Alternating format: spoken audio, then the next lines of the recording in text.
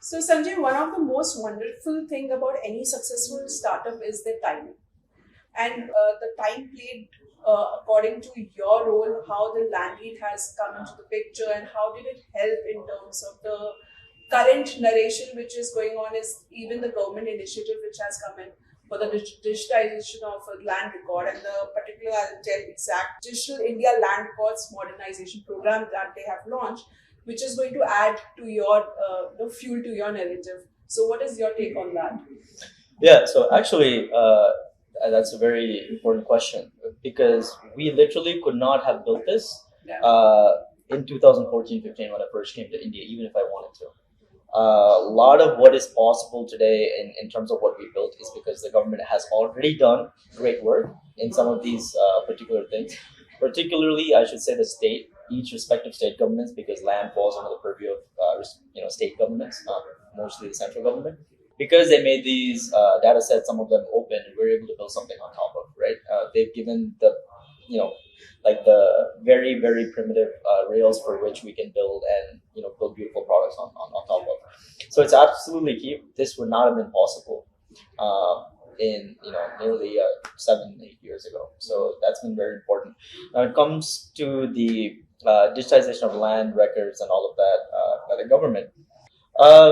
I think surveys and those kinds of things are not really the problem for India. If you see, majority of the core problems in India have to deal with the strength of ownership over property, not the boundaries and the widths and quantity and dimensions of the property, so on and so forth. It has a lot to do with the way that our system is working.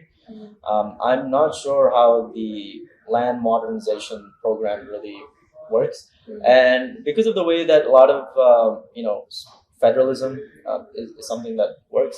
There might be states that are not fully cooperative with, let's say, the central government that might choose to not be as participative.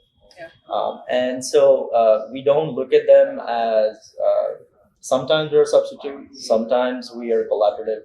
It depends on what that particular state, what my user wants in that. So right now, what users really want is transparency. Do I own the stuff that I think that I own?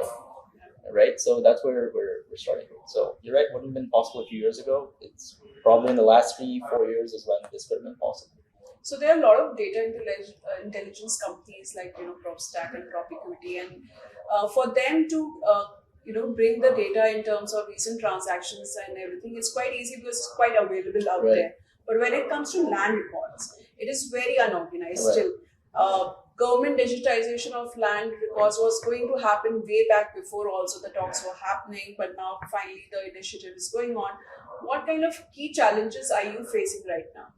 I don't think India likes to pay for analytics and intelligence and information because I think in our country, majority of the population tends to believe still who you know is more important than what you know.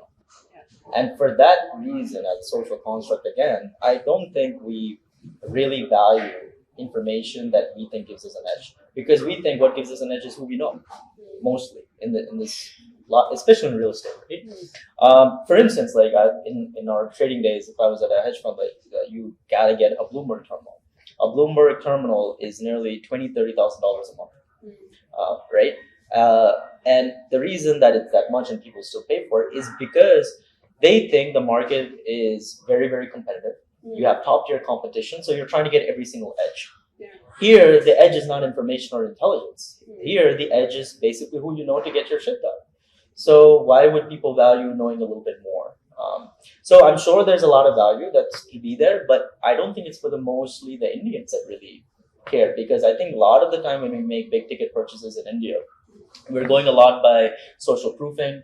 We're going, if something's go wrong, we find comfort in who else do we know that's going through a similar problem, because we know the court systems don't work effectively. We know justice execution doesn't work effectively. So we care a lot about that kind of stuff. So we're not really focused on providing some certain intelligence. The only thing we're really focused on is, like I said before, do you own what you think you own? And can we help you own something faster? Can we help you sell something faster? not by building a transaction engine, but giving you the resources to be able to do whatever you want to do. We're enablers. One thing I really hate doing is thinking of myself as a gatekeeper for people to make decisions. I want every single user using my product to feel like a hero. We ask them, like, using our product, are we their super weapon to be able to finish what they want to do? Instead of saying that this is the only platform where you can come and do the stuff that you want. So I don't think people value a lot of real estate intelligence, if that makes sense. I think a lot of the people that do purchase it tend to be a small fraction. Maybe foreign investors that invest in India because that's where real estate has given them the best returns. Small section of enterprises. But if you look, a lot of real estate in India is fragmented. There's no LODA, DLF, embassy. None of these guys have double-digit market share in development or residential, even here in Nandani, right? So I would say that the edge and the intelligence matter very little, because our main competition even is the offline market. It's not somebody in the online market that's doing something similar to us. It's literally trying to take the people that are doing whatever they're doing offline, trying to make them do it online to make their lives easier. So, yeah. So, would you consider TEAL, that is Terra Economics Analytic Lab, as a direct competitor to Landeed? Yeah, it could be. I mean, I've heard about them. I love the work that they're doing. I think they are mostly focused on enterprise and so on and so forth. But our focus is really not on them. Our focus, again, is on our users. To be honest, I mentioned this before. Teal is solving a particular problem a certain way. I started Landeed because I actually tried to use Teal and I couldn't get what I wanted.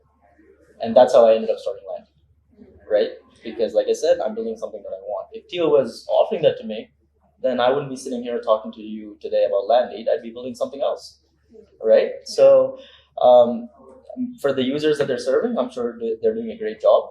That user is not me. And there's a lot more people like me that also need it, and that's why we exist. I'm glad there's multiple people taking on multiple cosmetics, multiple layers, multiple users to be able to solve it. So it's a large problem. So, but yeah, I'm sure, outside a lot of people consider them as our competition. We don't. We are built fundamentally different. We don't have economists in our company. We don't have a lot of lawyers. We hire STEM majors, meaning people that are in science, technology, engineering, mathematics. We're more likely to have a physicist working inside our company than we are likely to have an economist working inside our company. We are more likely to have an astronomer working inside our company than a management consultant working inside our company. And so the team construct also makes a big difference. Both my two co-founders are technically oriented and inclined. So my CTO, he's Caucasian, he's white, right? And he graduated from Princeton computational biology, genetics. My other co-founder is Singaporean, ZJ, and he graduated from Carnegie Mellon in computer science and robotics, right? Like, that's what we do. We are built very differently. Our approach is different. We ship different. We target different users. So maybe they're the closest, but they're not close to what we're doing. So could you tell our viewers briefly what are the offerings under Landeed? Yeah. So we cover almost all of entire India. So as long as you have something called a survey number or a Kasra number or a Katiyan number, depends on what state you're in, you enter that into our app and you enter a particular area. And instantly you see a transaction trail regarding who's the present owner and how he has come to own it going back 20, 25 years all the way up until now. That's one. That's a core search engine business. The second thing that we have is what we call the legal opinion, automated legal opinions, ALOs. So instead of going out to the law firm and let them take their sweet time, 1-2 months, we get out a legal opinion for you in 3 to 5 days, including showing you a flow of title and vetted by a real lawyer and kind of telling you, hey, does this transaction make sense? Like, is the title for this particular piece of property clean? And this is important for us because a lot of the times legal firms can be swayed towards a particular transaction because they know they're not on the hook if something goes wrong. We cannot be swayed because my greatest asset is my brand at early stage. So, in fact, majority of the judgments we give in the title opinions, as far as recently, 58% of the time, we have told people not to go ahead with the transaction, right? We have a very neutral opinion on whether you should go forward with the transaction or not. That doesn't mean to say that this is the nature of all transactions. It could very well be those are the type of users that are coming to our platform. I'm not drawing a larger judgment on this. But in terms of other things that we do, we help state governments and even countries right now. We are working with another country that is approaching. And because of the nature of our product that we're working, we actually can give them advisory on zoning and how to zone their cities. Where you're seeing a lot of construction activity. And another thing to this is India has something called circle rates and guideline values, right? We know that majority of the property transactions are not done at real true value. That's not a dirty secret. It's not a truth. Everybody knows, right? And so when these things are happening, we know guideline values should be much higher, and they would, help governments earn a lot more revenue. But we also know that there's political compulsions to why the guideline values are very static and sometimes not changed. But that doesn't mean we cannot provide governments this information that when they do come to the point of changing that guideline value, that this is a particular price point or particular rate that you can look at when you're dealing with this. So essentially, first we want to empower the user. That's our focus. And when we come to enterprises like banks and financial institutions, we have a very clear mandate. So we tell them that, for instance, people know that we raise funding. If you want us to put our money in your fixed deposit in your bank better use our product. Otherwise, I'm not putting money in your bank. Right? Same thing if some vendor is coming to us and saying, hey, we'd like to help you find an office space because we know your team is growing, whether it's JLL, Collier, or something like that. We say, hey, you need to use our product, then I'll take your services.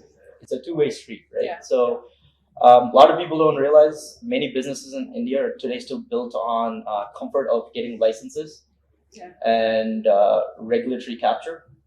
And great that you're able to survive on it, but know that people also understand what's going on. Like, if, for instance, if you're trying to build a neobank in India, right? For instance, RBI is not completely independent in India, like as much as, let's say, the Federal Reserve in US is. The central government does have representation on the RBI board here. We know the central government also owns stakes in banks. And so if that were true, then what is my risk of building a neobank, right? Am I just a distribution and marketing arm for a bank that exists? And if so, how easy is it for them to take over my marketing distribution channel versus how easy is it for me to get a license to be able to do that? So I think you want true, things to propel and excel and do all these things, and you wonder why Indian startups don't make money, but still look at the people that make a lot of money in India. It's because they have a license. It's not because they're the best at what they do. It's not because that's where the best talent flows. It's because you are able to get something because you know someone, not because you know something that no one else does. So that's what I would say.